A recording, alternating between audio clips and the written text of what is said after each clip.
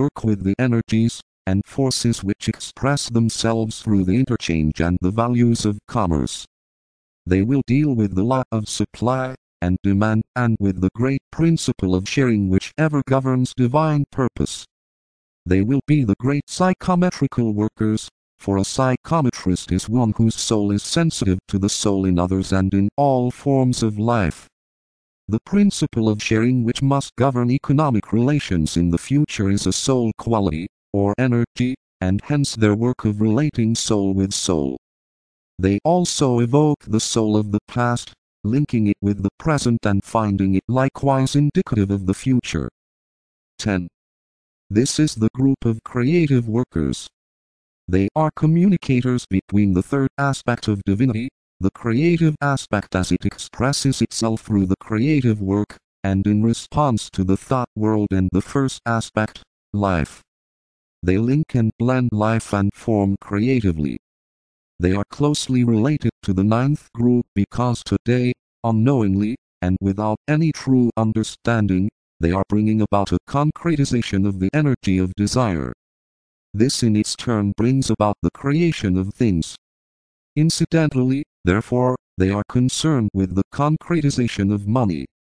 Their work is also largely philosophical and concerned with the task of relating factually and scientifically the other 9 types of groups so that they may work creatively upon the physical plane, and the divine plan may clearly appear as a result of the synthesis which they bring about. These groups are also an externalization of an inner existing condition. They are an effect and not a cause.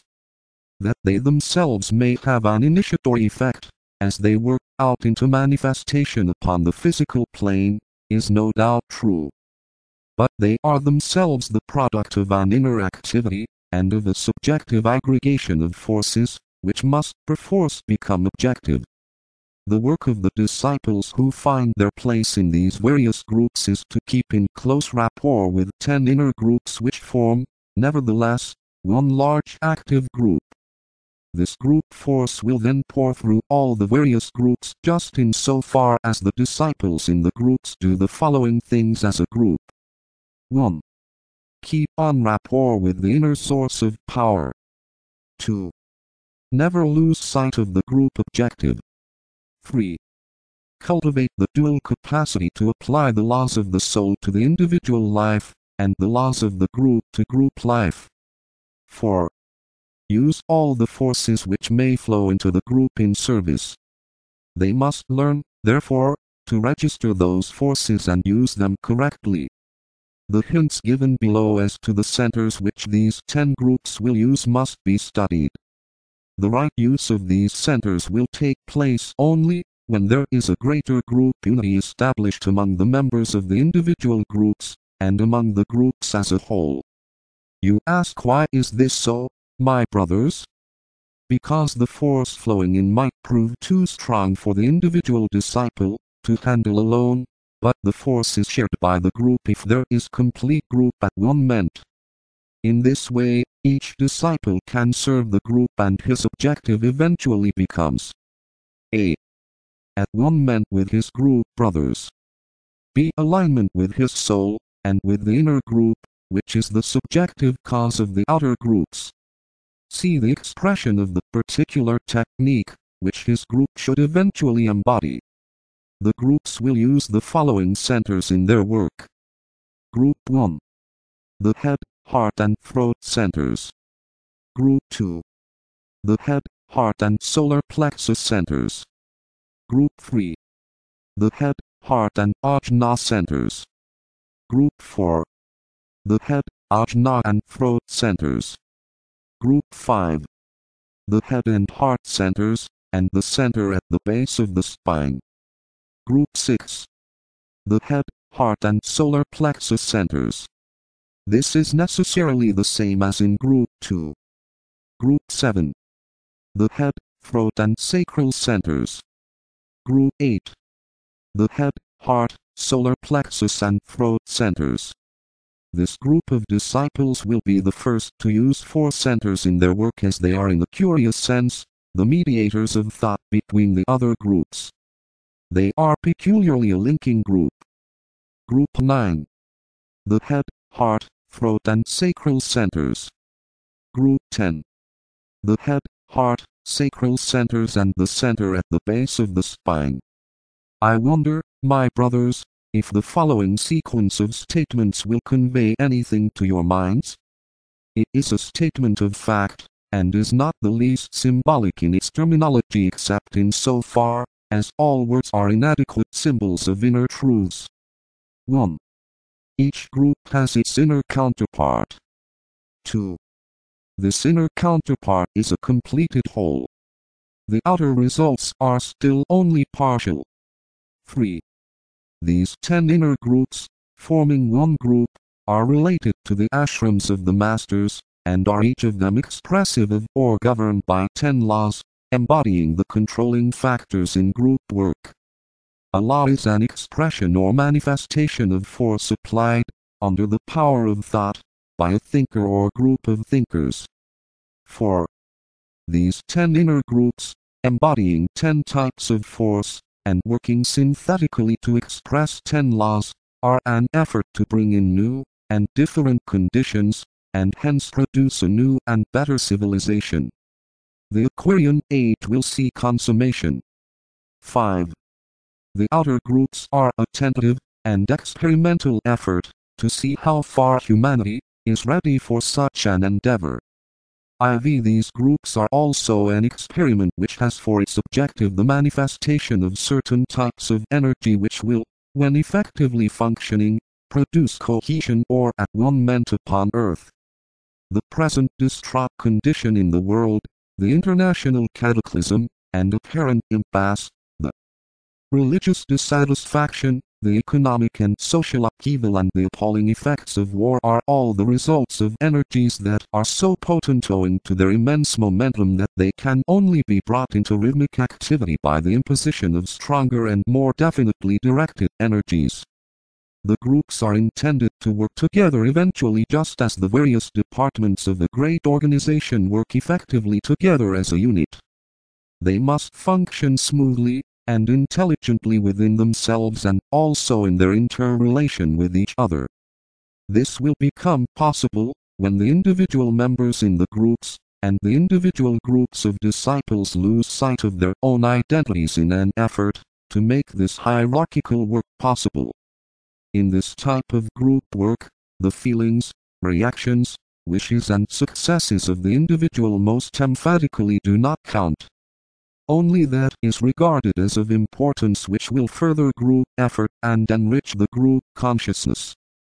Part V. The hierarchy sanctioned the starting of these groups in the year 1931.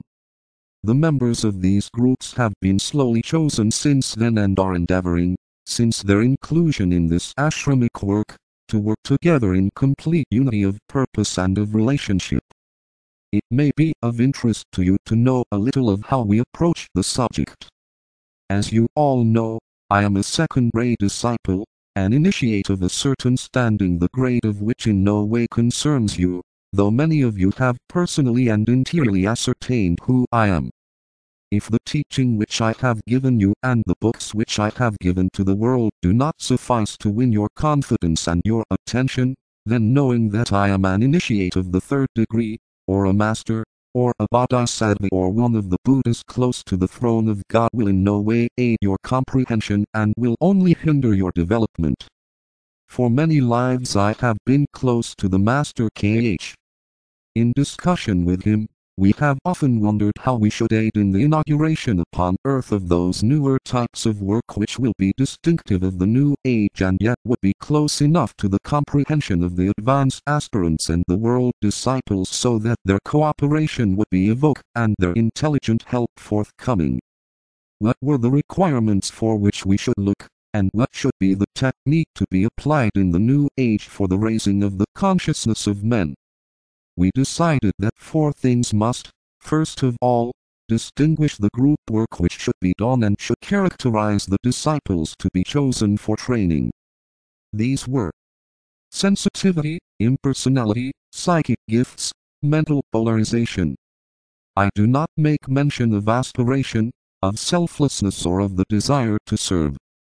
They are fundamentals and basic essentials, and, where they do not exist, there is no use in proffering the type of assistance which we are seeking to give.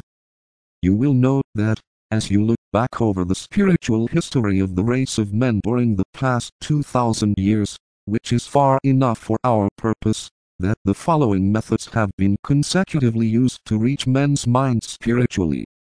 1. The method of raising the consciousness of an individual so that he became a knower.